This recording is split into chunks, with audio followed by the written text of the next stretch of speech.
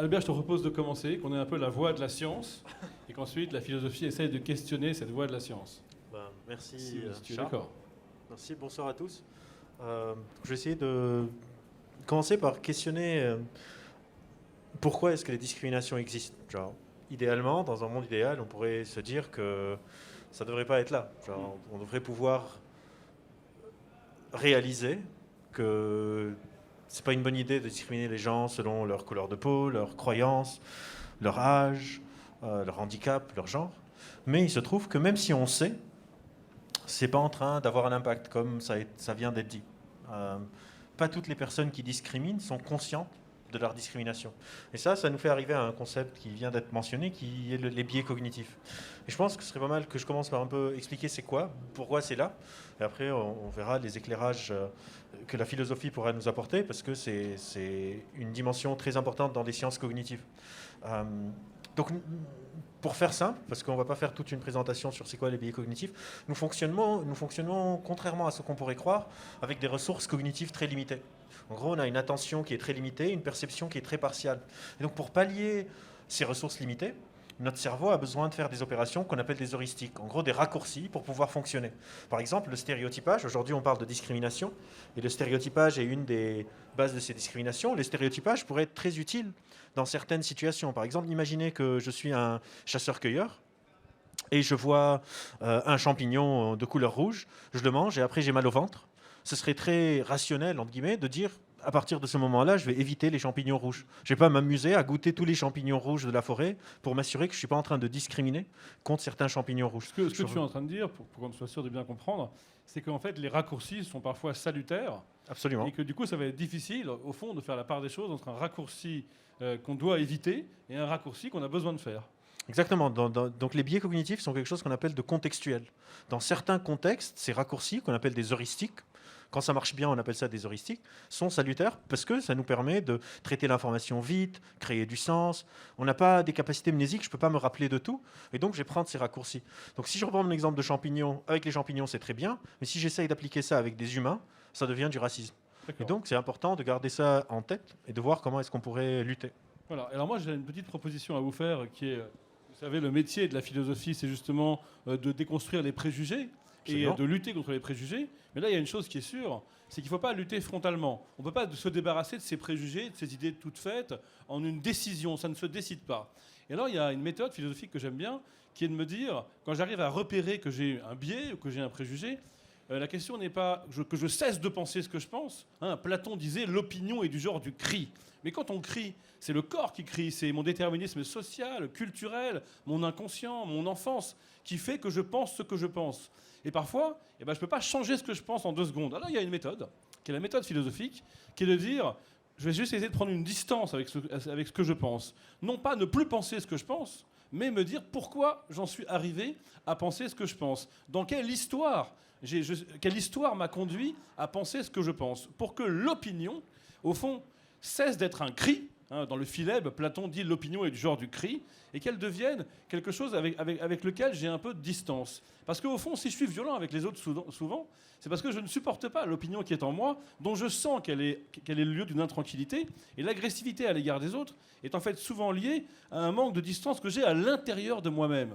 Ce qu'il faut, c'est apprendre, avant d'apprendre la douceur par rapport aux autres, avant d'apprendre à respecter les opinions des autres, c'est apprendre une douceur et une distance par rapport à l'opinion en soi. Peut-être qu'in fine, on arrivera à changer, à s'en débarrasser, à déconstruire un biais cognitif négatif, à ne plus faire le raccourci mauvais que tu évoquais, mais ça ne va pas se faire du jour au lendemain. Et moi, j'aime bien cette idée d'une éthique des petits pas. C'est ce qu'on appelle l'éthique par opposition à la morale. La morale commande, l'éthique recommande. La morale impose, l'éthique propose. Eh bien, si on veut changer, et c'est ce que vous faites depuis 15 ans, bravo, il faut se satisfaire d'une éthique des petits pas et savoir se réjouir de chaque étape.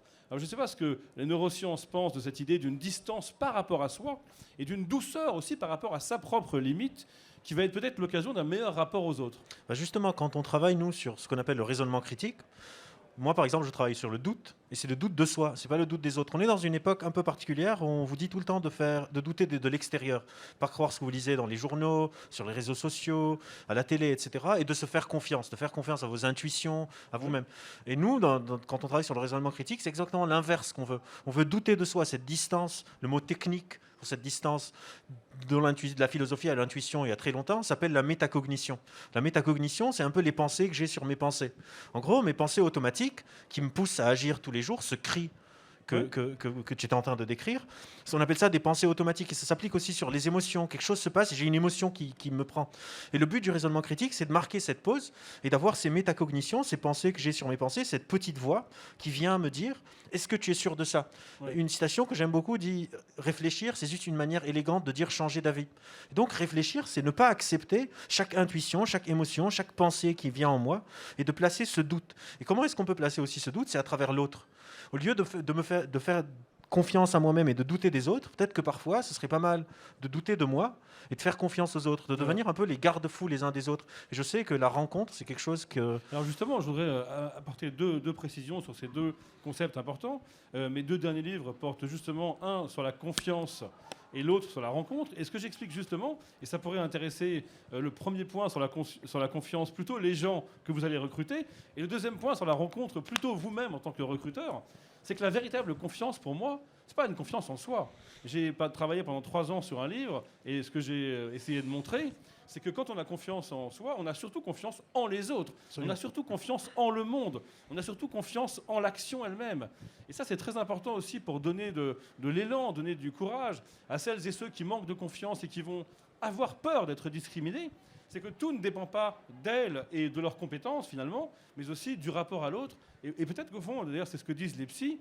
Anne Dufourmentel disait, moi j'ai une psychanalyste, j'ai jamais vu de gens qui n'ont pas confiance en eux. Ça n'existe pas, vous savez. Les gens que je vois sur mon divan qui souffrent de ce qu'on appelle un manque de confiance en eux, en fait, ils manquent de confiance en les autres. Et je crois que si on comprenait ça, ça pourrait ouvrir bien des champs.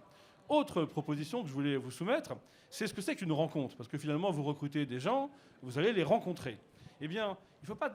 On a tous des préjugés. On projette tous des choses sur les gens qu'on rencontre, des idées, des attentes. Et finalement, qu'est-ce que c'est qu'une vraie rencontre? C'est pas quand on se débarrasse complètement des projections, des préjugés, des idées toutes faites, parce qu'il y en aura toujours. Le cerveau humain, comme tu l'as dit, il ne cesse de projeter, il ne cesse d'habiller le réel de vêtements qui sont des fantasmes, de l'imaginaire, de la projection. Sauf qu'il y a un moment, grâce à des qualités d'écoute, grâce à un art de la relation, grâce à un art de la présence, il y a un moment où le réel fait retour, le réel fait irruption et balaye provisoirement un peu de ses projections.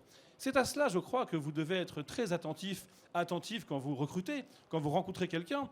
On n'arrivera jamais à se débarrasser complètement de ses préjugés. On n'arrivera jamais à cesser complètement de projeter, parce qu'on est trop humain, comme disait Nietzsche. En revanche, il y a des qualités à mettre en œuvre, la confiance en l'autre, l'art de la relation, l'écoute, la présence, qui vont permettre à la réalité de l'autre de soudain faire retour et de mettre à distance, justement, mettre en veille, mettre en congé toutes les projections. Mais on ne sera jamais tiré d'affaire complètement. Les projections reviendront.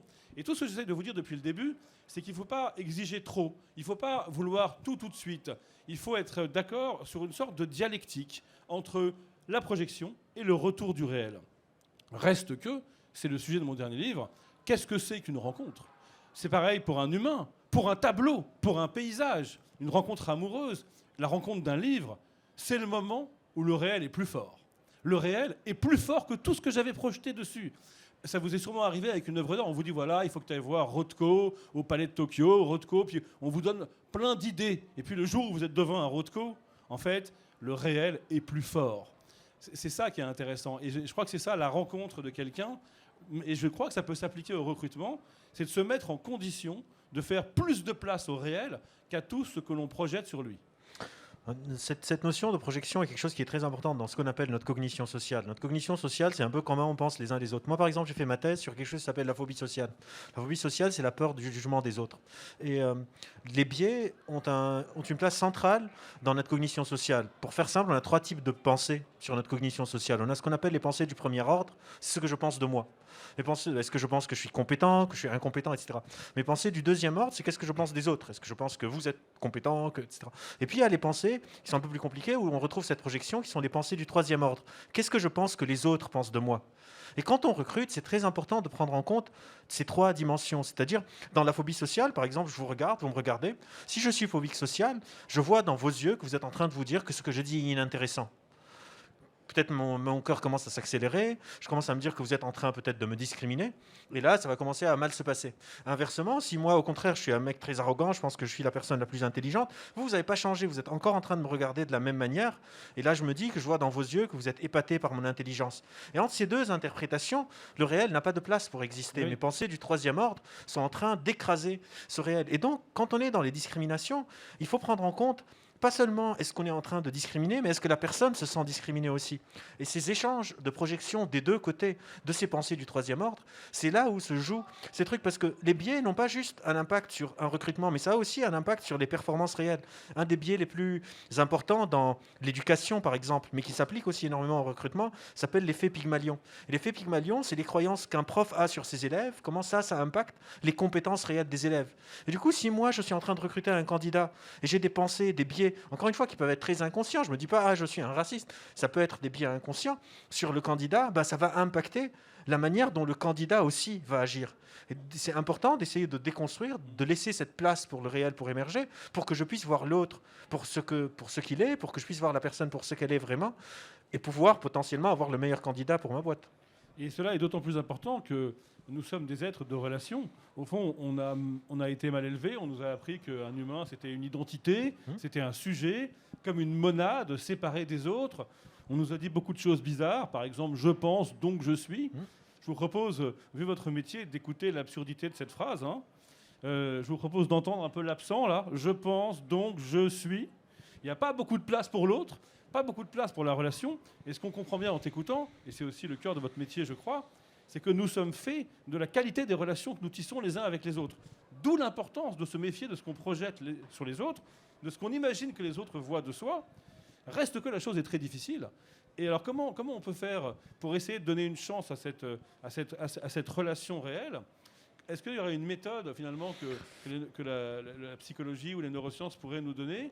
Moi, je sais que philosophiquement, ma méthode, c'est de croire davantage en la relation qu'en les compétences internes, de penser que finalement, on n'est pas une équipe, par exemple, ce n'est pas une somme de compétences, c'est plutôt une somme de relations.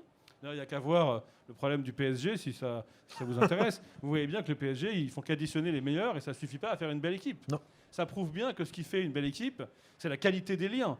Mais est-ce qu'il y aurait une méthode pour essayer, non pas de se débarrasser de tous ces schémas, parce qu'on ne s'en débarrassera jamais, mais pour donner une chance finalement à cette belle relation? Et je te pose cette question parce qu'en tant que prof, j'avoue avoir souvent manipulé mes élèves en faisant ce que tu dis. Et ça marche très bien. Il y a plein d'élèves, en fait, à partir du moment où on leur fait confiance, où on les laisse voir que dans nos yeux, ils ont beaucoup de valeur, même si on le fait de manière un peu manipulatoire, qui vont effectivement progresser beaucoup. Mais est-ce qu'il n'y a pas mieux, finalement, que ça, comme méthode ? Vu qu'on ne peut pas avoir des biais, c'est compliqué, mais il y a quelques pistes qui ont déjà été données. On sait que pour avoir un bon raisonnement critique sur un sujet, malheureusement, ces compétences ne sont pas transférables. C'est-à-dire que je peux devenir un bon raisonneur critique sur un sujet, ça ne veut pas dire que je suis bon sur l'autre. C'est pour ça aussi qu'on a besoin des autres, parce qu'on a besoin que chacun s'occupe d'une partie. Mais sur les discriminations, et certaines pistes ont été données, le premier pilier, c'est qu'il faut comprendre le sujet. On appelle ça avoir une bonne compréhension épistémique. Ouais. Donc de comprendre d'où est-ce que viennent les piliers de la discrimination et lesquels, parce que ce n'est pas du tout les mêmes piliers pour une discrimination sur la couleur de la peau, sur l'âge, sur le sexe, etc., etc., etc. Et donc c'est important d'avoir cette compréhension. La deuxième, c'est d'avoir ce contrôle métacognitif dont on a parlé. Et la troisième, c'est avoir de bonnes qualités argumentatives dans notre tête pour essayer de pouvoir démêler aussi bien nos raisonnements que le raisonnement des autres. C'est quelque chose qui prend du temps, et c'est là où ta proposition des progrès en petite quantité. On appelle ça la théorie des gains minimaux en sciences. Oui. joue un rôle central. Je ne vais pas soudainement passer... Déjà, il faut que j'accepte que je suis en train de discriminer. Je ne vais pas passer juste par une prise de conscience à autre chose. Donc c'est quelque chose qui prend du temps et la meilleure solution, c'est d'être à plusieurs. Par exemple, si je suis en train de recruter quelqu'un, de ne pas faire des entretiens d'embauche avec tout le monde dans la pièce. De faire passer le candidat sur plusieurs personnes. Chaque personne écrit son appréciation seule et après on met en commun. Comme ça, il n'y a pas des effets de propagation des biais, il n'y a pas des effets de contamination de raisonnement. Une autre chose qu'on peut faire, c'est aussi essayer d'anonymiser parfois, de ne pas savoir. Donc ça, c'est toujours une bonne manière, même si c'est compliqué de mettre en place parce que justement, il y a la rencontre. Et la troisième, c'est aussi de prendre le temps. C'est pour ça qu'il y a des choses qui s'appellent les périodes d'essai. Il n'y a pas une technique magique pour pouvoir savoir comment est fait l'autre, sauf le temps d'apprendre à connaître la personne. On n'a pas encore de technique magique pour ne pas avoir des biais, on pense que ce n'est pas souhaitable, mais on a quelques pistes. Et je suis sûr qu'à compétences égales, vous les mettez de ce que j'ai vu de la vidéo et du site que je suis allé visiter, qui sont déjà mises en place. De la difficulté, c'est comment est-ce qu'on les propage aux autres. Un chercheur qui travaillait sur l'éducation avait dit c'est facile de faire en sorte que des élèves aient de bons profs. Mais comment est-ce qu'on fait pour que les profs aient de bons profs? Et du coup, le but, c'est pas d'avoir un recruteur qui soit pas discriminatoire, mais comment est-ce qu'on peut former les personnes qui recrutent à tous ces sujets. Et ça, c'est pas encore gagné d'avance. Et c'est pour ça que j'espère que la compétence égale continue à faire son travail. Exactement. Je crois qu'on a encore 5 minutes. Je voudrais te poser une question assez décalée. Est-ce que tu crois que, par rapport à cette vertu du doute que tu as évoquée, en même temps, le doute, oui, mais la défiance, non. On voit bien qu'il peut y avoir un excès du doute. Dans la vie, je crois aussi qu'il faut parfois croire en des choses. C'est bien aussi de s'illusionner. Vous voyez, et ça, on ne l'a pas abordé. Évidemment, ça peut paraître un peu polémique, vu votre sujet, la discrimination, de voir ça comme ça, mais je crois que c'est intéressant de se dire. En fait, parfois, je me trompe, mais c'est bien. Il y a des leurres qui sont intéressants. Quand on est devant la beauté d'une œuvre d'art, parfois dans une relation amoureuse, dans un coup de foudre, on s'illusionne. Et c'est comme si on avait un biais d'embellissement du réel. Mais finalement, il y a des biais qui sont intéressants. Alors, comment on peut faire, quand on s'examine soi-même, pour essayer d'être méfiant à l'égard des biais vraiment, vraiment dangereux, mais sans se priver de ces biais d'embellissement qui sont quand même très intéressants? C'est là où on revient à cette notion que les biais ne sont pas quelque chose de négatif tout le temps. Par exemple, j'ai besoin d'avoir des biais cognitifs pour pouvoir être un peu de mauvaise foi et me dire que mes potes sont meilleurs que les potes des autres. J'ai besoin d'avoir un peu de biais cognitifs pour me dire que ma boîte est meilleure que les autres boîtes. Si je n'ai pas de biais cognitifs avec mes enfants et que je traite ma fille comme si c'était la fille du voisin parce que je vais être objectif, ça ne va pas le faire. Et du coup, c'est ça. Bon selon le contexte, des fois c'est bien d'avoir cet embellissement de la réalité. Ça dépend des conséquences. Si je suis en train d'empêcher des gens de trouver du taf parce que je suis en train de les discriminer, ça passe pas très bien. Mais si je suis en train d'avoir un peu d'embellissement, de mauvaise foi, on peut l'appeler comme on veut, avec mes équipes pour me dire que c'est vraiment la meilleure équipe au monde, ça c'est souhaitable. C'est ça qui permet ce qu'on appelle la cohésion sociale. Comme tu l'as si bien dit, on est des animaux sociaux. On ne peut travailler qu'ensemble. Et je vais piquer le je pense donc je suis, il n'y a pas de place pour les autres. Non, merci. Et juste une dernière question. Qu'est-ce que tu penses de l'humour? Est-ce que tu crois que dans une relation comme ça, où il y a de la pression, des enjeux, des biais cognitifs négatifs qui peuvent être délétères, et même par rapport aux biais qu'on a en soi, est-ce que tu ne crois pas que l'humour, il y a toute une tradition philosophique de l'humour libérateur et aussi de l'ironie. L'ironie, c'est une distance par rapport à soi et par rapport aux autres. Alors moi, j'ai l'impression que parfois, on peut se prendre soi-même en flagrant délit de discrimination, finalement. Et peut-être on peut avoir une ironie par rapport à soi, se moquer un peu de soi. Yankelevitch disait « L'ironie est le sourire de l'esprit. L'ironie tend la perche à celui qui a l'égard. » Est-ce que tu ne crois pas que un peu d'humour et d'ironie, ça fait pas mal de bien dans ce monde-là, ce monde de la crispation, au fond? Je pense qu'il y a pas mal d'études en fait sur l'humour et les discriminations, et je pense que toute la différence, c'est est-ce que je suis en train de rire sur quelqu'un ou avec quelqu'un. Ouais. Et c'est là que ça se joue.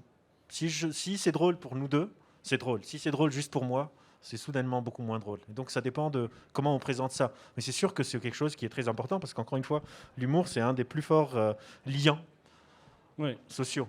En fait, j'ai envie de conclure peut-être sur l'être ensemble, parce qu'en fait, on parle de ça. Hein. La question, c'est comment réussir à être ensemble, malgré les projections, malgré les leurres, malgré les erreurs, malgré les biais, malgré les discriminations. Et j'ai envie de faire une proposition qui n'était pas prévue, mais qui est quelque chose auquel je tiens. C'est qu'on croit souvent que pour être ensemble, il faut, au fond, quelque part s'additionner et que chacun soit sûr de ce qu'il est. Mais moi, je crois que c'est plutôt le contraire.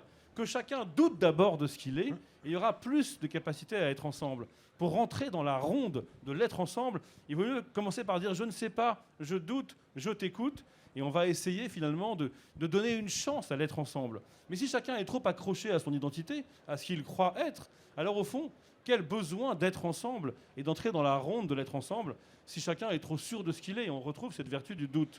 Et c'est ça que tu as dit aussi dans ta réponse sur l'humour. Voilà, c'est pas rire d'eux, c'est rire avec. Toujours pareil, c'est une éthique de l'être ensemble. Merci pour cette conclusion. Je ne saurais pas faire mieux. Merci.